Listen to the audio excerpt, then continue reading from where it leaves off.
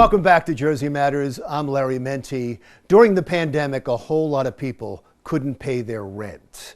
And that could have been a disaster for both tenants and landlords if both the federal and state governments didn't step in with eviction moratoriums. But those moratoriums are ending now. What happens now? We spoke with Matt Shapiro, executive director of the New Jersey Tenants Association, who says, "Be glad you live in New Jersey." Sir, thanks so much for spending this time with us, and I'm hoping you can sort some of this out. It seems like when it comes to evictions, not only in New Jersey, but across the country, there are a lot of moving parts right now. Court cases, legislation, moratoriums that are expiring. It might be difficult for people who are trying to find information about their situation, exactly what's happening. So can you try to break that down and explain it? I'll try. It's the situation in New Jersey is different from the rest of the country. I know you probably focused on the fact that the federal moratorium is ending on Saturday, but we have had a better moratorium in New Jersey for the entire time. The moratorium in New Jersey prevents any lockouts, period, not just for non-payment, but for any reason during the emergency period, and for 60 days after that. And the federal moratorium is much more restricted and requires a lot more of the tenant in terms of certifications and proofs. The New Jersey moratorium is superior, but it's only a moratorium, and it also is going to be coming to a close. Right now, the ending date is December 31st, or if the governor chooses an earlier date. Well, let me stop you there, because you just threw that out there. If he chooses an earlier date, is that a possibility? Yes. And that's been talked about? Oh, I was about to describe it. It's very likely going to happen. Yes, and that's because a bill that we have been working on for over a year. This is Senate Bill 3691. Passed both houses of the legislature on June 24th, and we actually expect it to be signed in about a week by the governor.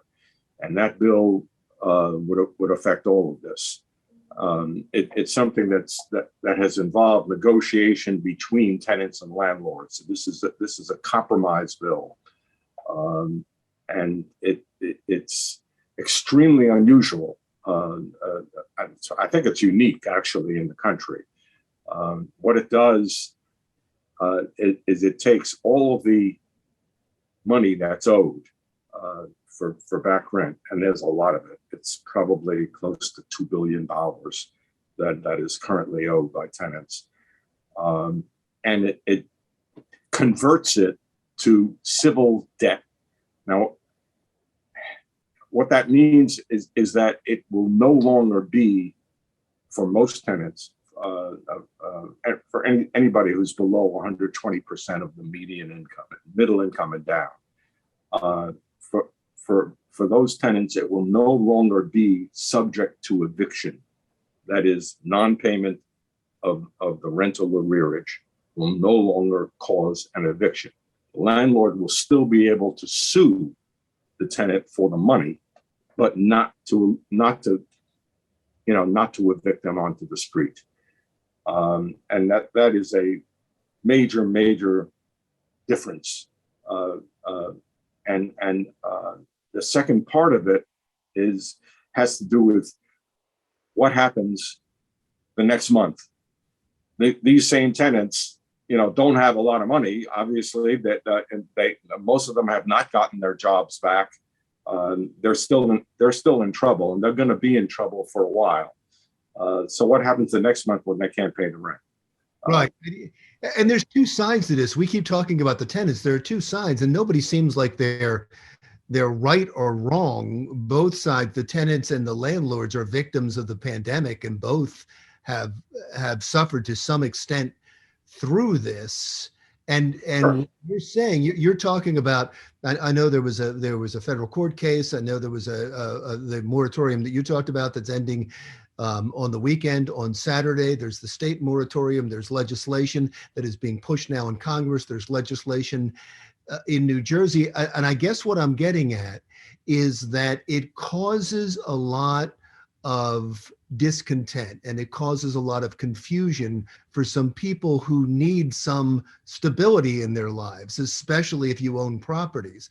But I don't see in what you're saying that exists anywhere. If they're trying to find some consistent, it just doesn't exist right now. Well, it does in this legislation. As I said, this legislation was negotiated between the tenants and the landlords. This bill helps both sides. The second part of this also helps both sides, and that is when I said what's going to happen the next month when the tenant can't pay.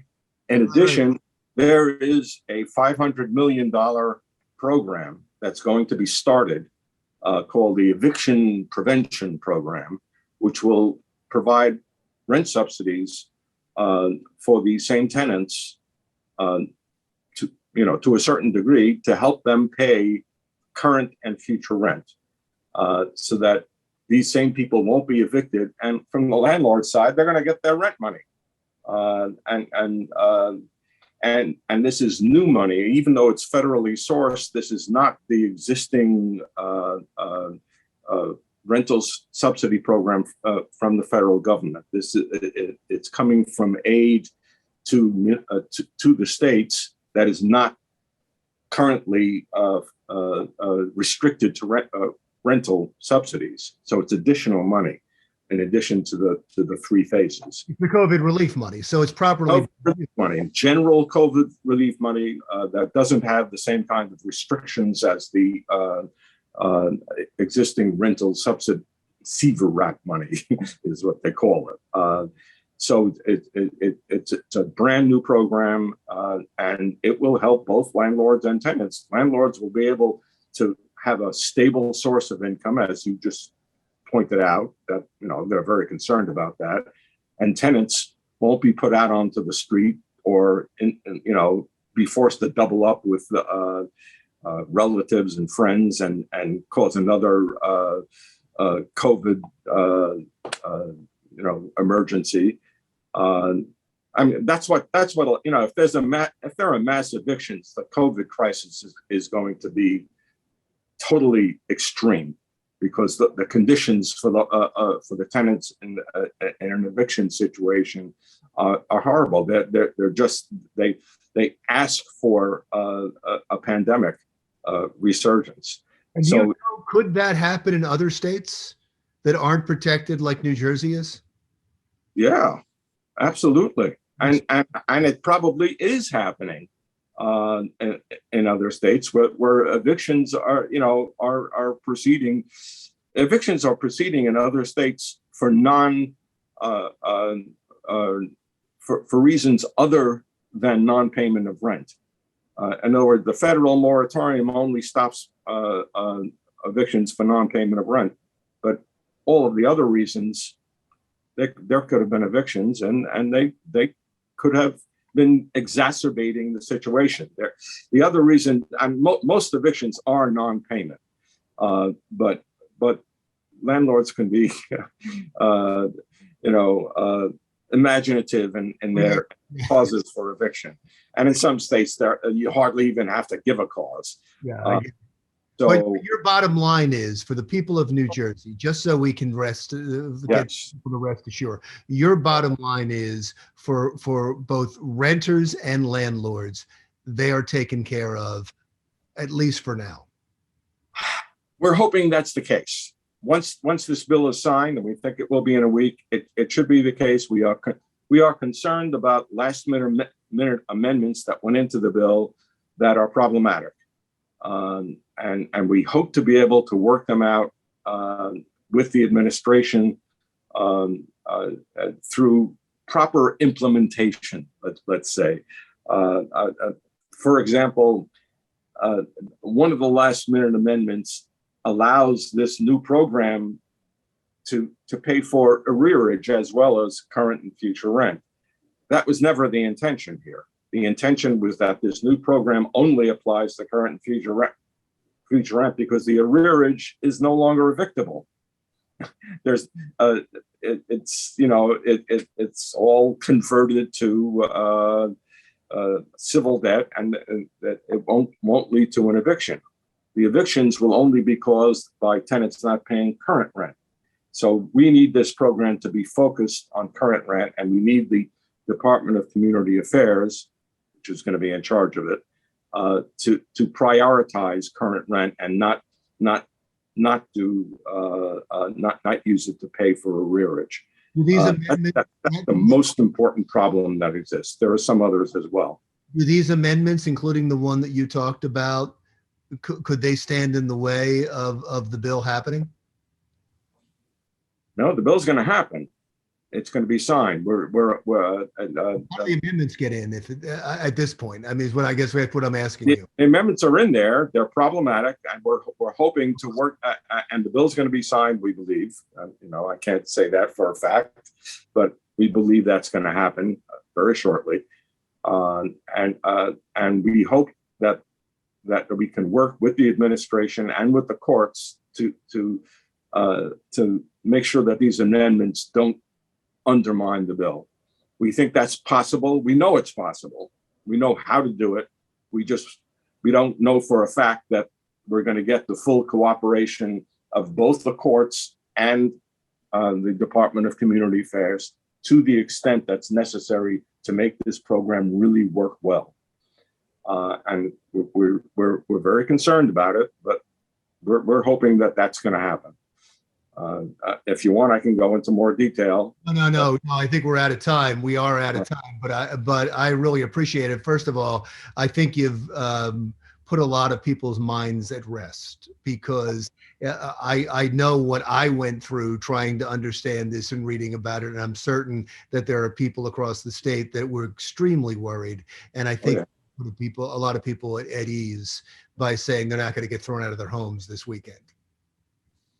Correct. That's not going to happen. Wonderful. Great news. Good work. Thank you. Right.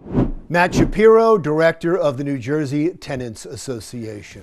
Still to come on Jersey Matters, a New Jersey legend is honored for her years of service assuring free and fair elections. That's next.